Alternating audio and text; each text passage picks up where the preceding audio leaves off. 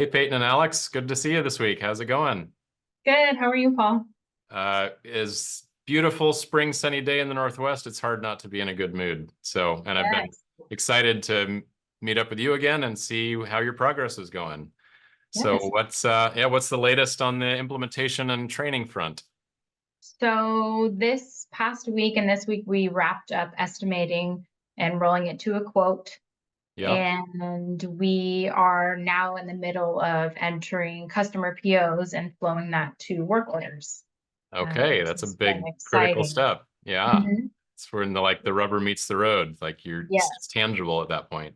I think we've all been waiting for this portion because it's, where you can start to see things come to life and how it's going to affect, the rest of ProShop, basically, like how it appears in other places. Yeah. Mhm. And are you using part numbers that are real part numbers, or are they using kind of generic fake things? Yes, so we started using real customer POs and part numbers Awesome. as of this week, which is nice because um, when we do it, we run into scenarios that Justin can help us work through. Like Alex and I were talking about, we've kind of thrown some very customer specific scenarios at him just Hmm. today. Yeah. And some of it is stuff he hasn't seen before. And so we're able to, work through those Okay. roadblocks together. Yeah. Mhm. Okay. Do you have an example of a scenario, a unique scenario that's Yeah. you can share? Yeah. So the one we talked about today was we receive blanket orders from our customer Yep. using one PO number. Yep. So if it's like for 500 pieces, but then we'll get a release for 100 on a completely different PO number. So, Oh, if we, interesting. Okay. yes, it's really, Yeah. it's different. So if we make our work order using the blanket we get, by the time we get to shipping and make that packing slip, Yeah. per the customer, they need to have The the right other number PO number. referenced. Yeah. So Yeah. we were trying to figure out the most efficient way, or if we can put it in a notes field or something like that. So without creating duplicate work orders or yeah. two work orders running through the shop. One's a blanket, one's a release, Right. Mhm. which would be kind of a redundant task. So Yeah. what we landed on was out of session. My homework is I'm going to go ahead and put in one of those orders, and Hmm. then we're going to push it to get all the way to the packing slip to see with what we made, if that will work for a customer, get Yep. their approval and say, hey, if we reference both PO numbers here in the notes, or if we reference it like this, is this acceptable? Are the new PO numbers completely unique, or are they like a -1 or an A, B, C? No. Totally different. Yeah. And he was like, really? Yeah. I haven't That's seen that that before. sounds like a symptom of their own ERP system in a weird way they have it set Yeah. up. Yeah. And Um, it was a challenge for us to figure out, even internally, like with our current system, like how do we manage this? Because, we want to track the quantity, how much we've shipped, what's the balance, sure. all of that. Yeah, So I we quite honestly, I don't see. I think it's going to come out great. I mean, that blanket can be in the system as a PO, and you have your BTI, build to inventory work orders for the economic order quantity and frequency that makes sense for your shop. So you're feeding things onto the shelf. And then those PFI, the pull from inventory orders that are the releases they're asking for, they can be on their own unique PO number. You just have a very quick little pull from inventory work order where you pull it, do the paperwork, make a Mhm. packing slip, and ship it. Yeah. And you can link those two together right in the system. Obviously, hyperlinking is super easy between ProShop. So it's like Mhm. for all your releases. And do they have more than one release or one unique PO number for each release? More than one. So there could be 10 per Oh, blanket order. There could be oh, two. okay. So yeah. Okay. So yeah. So just link them together. It's like, here's the original blanket, here's the PO of releases, and Mhm. the right PO number will be on um, the release. And then you could use the project code, which is unique by line item, or the reference number, which I think both show up on the packing slip. Mhm. Or actually, no, there's a contract number. I'm just looking at my screen actually here. Yeah. There's a contract number on the customer PO, and you could put the blanket PO number in that field for your release PO. So it Oh, always so we references reference the it. original blanket, even when you have the the release PO number in the PO field on the packing slip and invoice. Mm-hmm. If That's a that all good makes idea. sense. And even just this conversation, like there's always, we were able to come up with like a couple solutions, like, okay, well, let's try this or let's Yeah. try this one. And then with usage, see, what does it look like on our reports or in our queries, like which one makes the most sense for us. Yeah. But we will take note and see how that works. That could work for us too. Yeah. Yeah. But I mean, Cool. I love these troubleshooting, like yeah, brainstorming, figure it out. And the it is fun. flexibility of the system hopefully is enough that it just, anything you figure out can work pretty smoothly. And that's why it is beneficial using our live POs or live part numbers and everything. Because Absolutely. we learned, the basics of it in the training, but when you get offline, you actually run into other scenarios. Real work. Yeah. Because Yeah. how to deal with a blanket and a release that have different PO numbers, that's not part of the standard boilerplate Yeah. training, right? Exactly. But it Yeah. happens. So, Mhm. I want to come back to just estimating for a minute. So you wrap that up. How do you feel like that's going to flow pretty well with the way you do it today? Or can you describe a little bit about how estimating has been in the past? Yeah. That is probably going to be my biggest challenge is the estimating portion. It's fairly easy. It's similar to the parts page, right? Or work order page. I mean, you put all the information in and then Yeah, the layout of the yeah, parts module is very, very similar.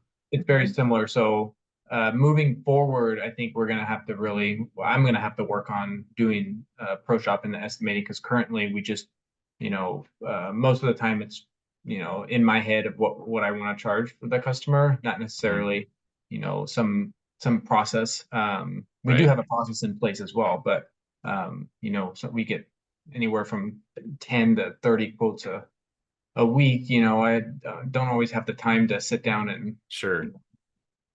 write everything out So and do come up you with a just price. look at the model and like, oh, 100 of those, that should be about $4,000, Yeah, pretty much. I have an idea in my head of what, I'd say, oh, well, do I want to do that for, $1,500? Oh, probably that's really low. So we'll go with, 3,000 and, Right. divide it by the quantity and you got your price. And Obviously, you add then, markup and whatnot. sure.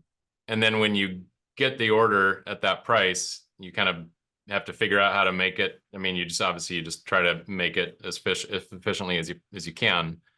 Yep. But build the Exactly. plan after you gotten the order, kind of. Yes. So that's how we do it currently. Instead of, the right way to do it is to plan before you pretty much get the order. So it makes the planner's job a lot easier. Assuming it can be efficient and fast enough that you can keep up with your RFQs. That's a key Exactly. component. But he is, when he does these quotes and if we do plug it into the templates that we have, they're like, $1 or $2 off, they're very Right. spot on to what they should be. But our main goal with moving to ProShop is, getting all this tribal knowledge out of people's heads on Yep. papers, in a place so we can share this information. Sure. So, I mean, if we look at it in a way that's like, when you do your estimate, you go through the routing, you just do it right then and there. So then when it gets pushed through, everyone else knows what's going on, right? Because we're Yeah. gonna have to talk about it at some point anyways. Yeah. But I think doing it initially is just gonna be the change that we'll It's a have to mind shift. It's a Just a little mindset bit. shift. Yeah, for Yeah. sure. And We know sometimes it's the it's right hard. way. What's Yeah. that? We know it's the right way, right? Like we should be doing that, going through the process, but it's just gonna be, a change day to day with coming into the office, what's the first thing you're gonna do? Or how do you want to change your day around estimating, Yeah. Yeah. No, I appreciate the wisdom that you're bringing to it because that mindset shift is one of the more challenging ones, I think, for some companies, because in some ways they're slowing the process down a little bit on the front end, being a little more process driven, getting it down, on the screen as opposed to just, yeah, $1,500, sure, $3,000, I sent that quote off in 3 minutes. But having been in your shoes, Alex, exactly, I estimated every part number at our shop for probably a dozen years, and then did end up, of course, using ProShop for it, but without having a process that you can then offload certain components of it to other people. You know, maybe someday you'll have someone that goes and gets material and outside processing quotes, and you can include some more technical people and, you know, setup and run times. Without having that team to spread that across, you are the bottleneck of the company, and you can't go on vacation if you want to keep getting jobs in the door, right? Exactly. Yeah. That Yeah. couldn't be any more well said. But at the same time, you can't, if you're getting 30 RFQs a week and you have a certain win ratio, you got to be able to turn those in a reasonable amount of time to keep the jobs coming in and growing. So it can't take you, you know, it took me 30 seconds to quote this. Now it takes half an hour. You know, you got to have something that's somewhat manageable. And I would say, you know, when you have your ProShop templates, estimating templates pretty dialed in, you know, aside from the time to actually go get material quotes or vendors and things that you probably should do, unless you already know it's 6061 aluminum, that's $3 a pound, and it's a minimum lot charge for anodized, you know that off the top of your head, and it's a pretty small amount of the total value, where you could just, that's in your template to start with. I would conjecture you should be able to take something that is a complex machine part, but if you already know in your head the total you think it's worth, you can get that into ProShop and have a truly well-defined estimate that's going to plug right into the parts and work orders module in like 3 minutes. You know, it's not going to be a 30-minute thing. It's like a single-digit minute kind of endeavor. Absolutely. So hopefully still delivering the quotes to your customers back on a timely manner and having enough time to actually run the shop and do other things. But the templates are nice, separate from estimating, but when we went through one of our work orders today, we also learned about what the routing, different types of routing numbers mean, you know, 1, 2, 3, 4, and 5. Yeah. And that was really cool. I think we were all a little blown away when we saw, you know, you can select, like, are we going straight to customer, straight to inventory? Are we pulling from stock? You know, right there. I mean, it was so cool. I think we all were like, wow, we were blown away a little bit.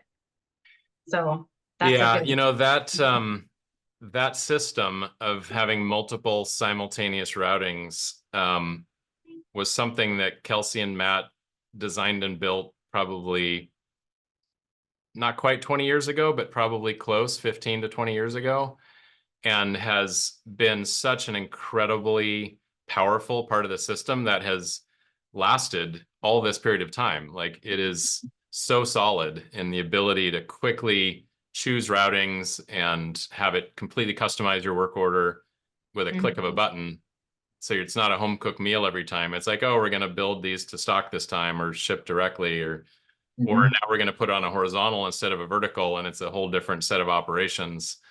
Like, yeah, it's just amazing to me to think about how many probably thousands of hours our collective clients have saved by that one feature they designed so many years ago.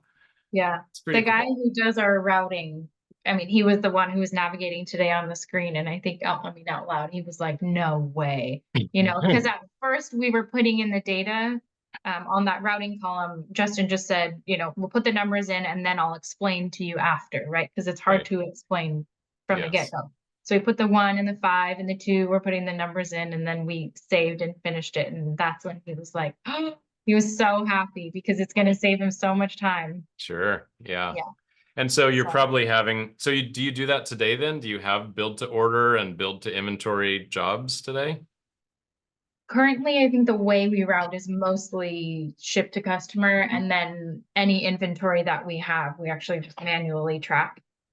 Okay. So that inventory feature is going to be huge for us, just to be able to see quickly, like, is this in stock? Can we just go ahead and pull from inventory, you know, at a glance, as opposed to going to check our stock list and check in the back room and all that. So, and per our conversation at the beginning, you do a fair number of blanket orders. So therefore it makes sense to build to inventory on a schedule that makes sense for you in an economic order batch size. And that'll facilitate the ability to do that.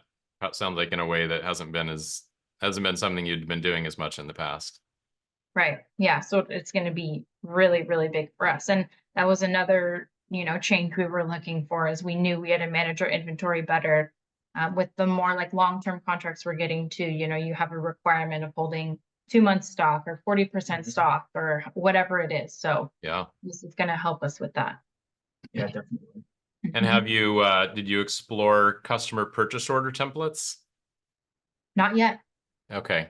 We haven't yet. Just like parts and estimates, you can have templates for customer POs. You can have part number specific blanket templates. So it's like they normally release a blanket order of 1,000 parts at a time, and then you deliver on those other PO numbers. But yeah, you can have like the blanket line item, and then you're, like maybe you do half a dozen build to inventory, orders. You can have that all preset. You just hit copy, new PO number. It's done. Hit auto create work orders in like 30 seconds. You can have a dozen work orders made, all to inventory. So fast. Really it's going to cool. be a game changer. I mean, I'm already thinking of like parts that every time we get, we'll get even just the blanket. We're like, oh, right away, we need to start with these because there's long processing lead times, or, whatever it is. We do have a handful of those that like we hit the ground running as soon as we receive those. So that would be really cool.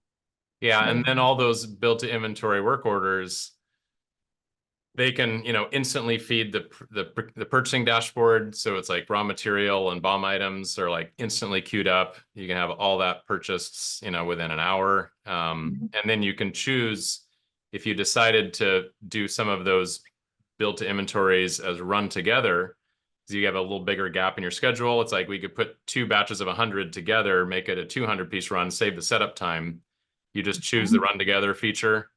Oh, it very cool. cancels out the excess setup time, cancels out the extra first article report. It's all combined onto one. That's great. Super nice. We're getting into purchasing, I think, next session, next week or Monday, which I'm excited about because our purchaser currently has a monster spreadsheet, right? Anytime he makes a purchase, he uses that, and then we use that for like historical data as well. Oh, yeah. And for his sake, I'm just so excited to, no kidding. he can get rid of that. Awesome. Well, I think I'm maybe more excited than you guys are, but I know you are as well. So thanks for sharing this past weeks with us, and look forward to the next session. And by the way, we'll be publishing last sessions, I think tomorrow or the next day. So we're like a week delayed and get it into our publishing routine. So yeah, people will be following along with you. Fun. So, exciting. Thanks again for sharing your journey with us, and we'll talk to you next time. Talk to you later. All right. Bye.